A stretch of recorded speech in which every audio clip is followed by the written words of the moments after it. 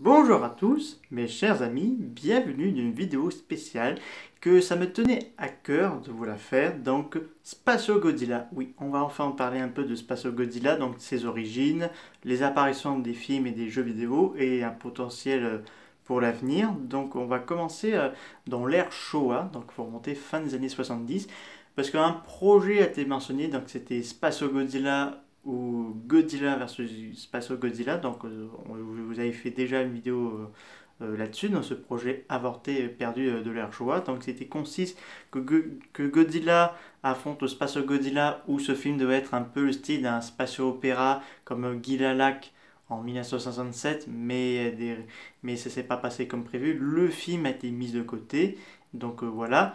Et c'est dans l'ère SCI que ça a été reparlé de ce projet. Donc, bien sûr, le projet a été abouti. Donc là, Spatial Godzilla, c'est un kaiju qui à la fois d'ADN de Godzilla et de Biolante. Parce qu'on le voit sur sa mâchoire, qu'il a des défenses, les mêmes défenses que Biolante. Il y a le corps de Godzilla avec deux cristaux sur les épaules.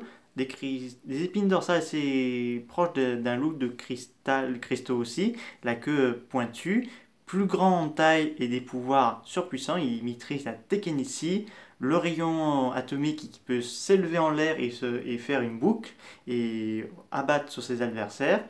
Et il peut lancer directement tout droit son rayon atomique. Il a aussi un bouclier qui le protège de certaines attaques. Et il peut pousser des cristaux de partout qui entourent une ville, comme on a vu dans le film, et qui reçoit plus d'énergie pour avoir des pouvoirs surpuissants. Donc voilà. Donc il apparaît c'est en 1994 dans le film Godzilla versus Spatial Godzilla. Donc un petit résumé vite fait. Donc là c'est la suite directe de Godzilla versus Mechagodzilla 2. La G-Force vient de construire Moguera, donc pour combattre Godzilla, mais ça va être pris en charge par Mickey Oda, par Mickey qui va contrôler Godzilla par télépathie. Mais pendant ce temps, dans l'espace, il y a une menace qui se dirige vers la Terre, c'est Spatial Godzilla, que Moguera va perdre une première fois contre lui dans sa bataille dans l'espace. Et puis il arrive sur Brick Island où il affronte Godzilla et il capture enfin Little Godzilla qu'il enferme dans une prison de cristal. Donc il part au Japon et Godzilla et Moguera vont faire alliance contre Spatial Godzilla. Donc la création de Spatial Godzilla dans ce film, on montre clairement que à la fois il y a eu du violent et mais aussi Mothra que quand elle est partie dans l'espace, elle a emmené avec elle de l'ADN de Godzilla et ça a contribué à la création de ce dernier. Le look de Spatial Godzilla est quand même bien foutu. Parce que quand même, j'adore la couleur, le design. Vraiment un personnage très... c'est la version maléfique de Godzilla. Donc voilà. Et il y a eu plusieurs concepts de Spatial Godzilla. Donc on a un surtout qui a un espèce de Godzilla qui vole avec des espèces d'ailes, mais pas vraiment des ailes, mais un peu bizarre. C'est Astronoxilla, selon certaines rumeurs de ce nom de ce kaiju, si je ne dis pas de bêtises. Et donc ils ont préféré cette version-là qui est assez plus crédible dans cette version. Et donc ça va être l'un des préférés des fans dans la vestiaire de Godzilla parce que déjà il est sans pitié, il est cruel et tout ça. Et que je me demande si Dragon Ball Z n'a pas influencé pour créer un tel personnage, parce qu'il faut savoir, à cette époque, il y a eu la saga du Cell Game, donc si je dis pas de bêtises, donc je pense que la Toho était un peu influencé par le personnage de Cell, donc ils se sont dit, eh ben on va faire une version de Cell, mais dans l'univers de Godzilla, donc Spatial Godzilla, mais je pense que ça doit être un peu... Enfin, moi c'est mon avis que je pense, c'est pas officiellement vrai, mais c'est un petit peu que moi je pense. Donc le film fera quand même un carton au box-office au Japon, mais Spatial Godzilla va plus revenir à part dans une série fin des années 90, donc Godzilla Monster Island, donc si je dis ou c'est Godzilla Island plutôt, donc on voit les figurines de Bandai, donc on a Spatial Godzilla qui vient autant de protagonistes, et là qui est intéressant, il s'empare du corps de Godzilla parce que son esprit est toujours vivant parce qu'il faut savoir qu'il a été tué dans la série et que son âme, eh ben, il s'est approprié le corps de Godzilla et donc il aspire les autres forces d'énergie des autres kaiju et pour devenir très fort. Et donc King Caesar a dû sauver Godzilla et enlever et débarrasser de Space Godzilla qui s'est emparé de Godzilla. Et puis il est apparu dans des jeux vidéo, notamment Godzilla Sunset, Godzilla PC en 2015, Godzilla Save a World et bien d'autres encore.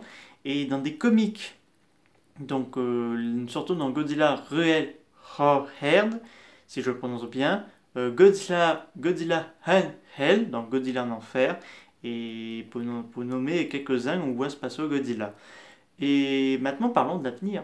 Parce que des rumeurs que certains souhaiteraient voir un film solo Spasso Godzilla, moi je serais pour, parce que ce serait un peu le style comme Alien ou quelque chose comme ça.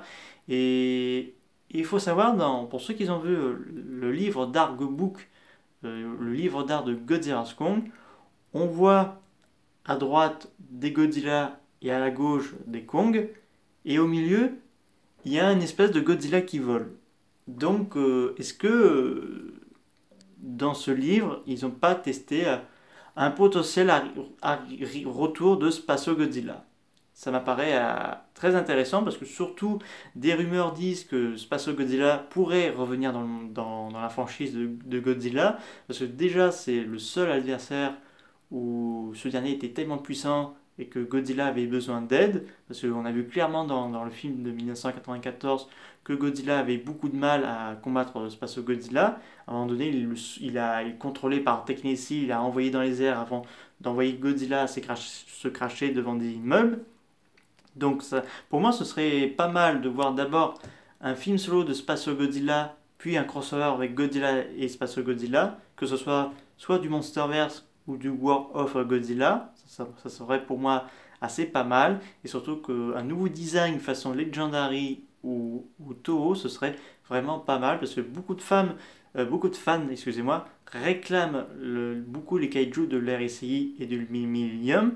Très peu de l'ère Showa, mais beaucoup de l'ère Millennium et SCI. C'est le cas de Spasso Godzilla, Destroya, Gigan, Violent, Mogera, Monster X, Orga et Baragon et bien d'autres encore. Donc c'est sûr, ça demande beaucoup de temps. Donc il faut voir l'avenir, qu'est-ce qu'il va nous réserver le Monsterverse. On sait qu'on a eu des petites taquineries que le Monsterverse va continuer. C'est déjà le cas parce qu'on a déjà un film qui a été, enfin un titre d'un film qui est déjà nommé.